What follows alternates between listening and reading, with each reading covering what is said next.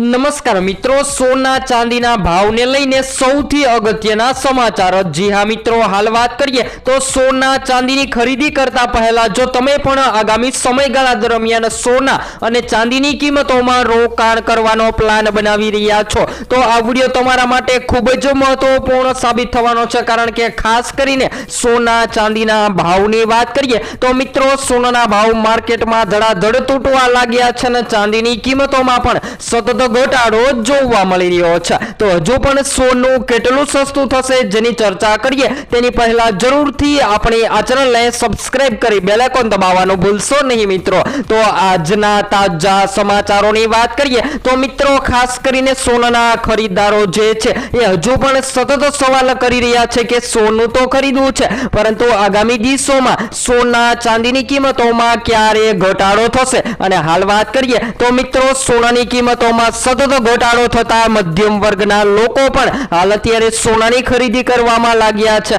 તો આજરોજ માર્કેટમાં સોરિયા સોના અને ચાંદીના તાજા ભાવ જેની માહિતી આપણે સૌપ્રથમ મેળવી લઈએ તો આજના તાજા ભાવની વાત કરીએ તો 22 કેરેટ સોનામાં 1 ગ્રામ સોનું 13,833 માં, જ્યારે 10 ગ્રામ 1,38,330 માં, જ્યારે 100 ગ્રામ 13,83,300 માં જોવા મળી રહ્યું છે। ત્યારબાદ 24 કેરેટ સોનાના ભાવની પણ વાત કરીએ તો જેની અંદર આજરોજ 24 કેરેટ સોનું પણ ઘટીને 1 ગ્રામ સોનું 15,094 માં, જ્યારે 10 ગ્રામ 1,50,940 માં, જ્યારે 100 ગ્રામ 15,09,400 માં જોવા મળી રહ્યું છે। ત્યારબાદ મિત્રો આજરોજ ચાંદી પણ માર્કેટમાં તૂટીને 2,32,500 ની સપાટીએ ટ્રેડ થઈ રહી છે। તો એમ કહી શકાય કે મિત્રો શેર બજારના રોકાણકારો પણ હાલ અત્યારે સૌથી વધારે સોના ચાંદીની કિંમતોમાં રોકાણ કરવા લાગ્યા છે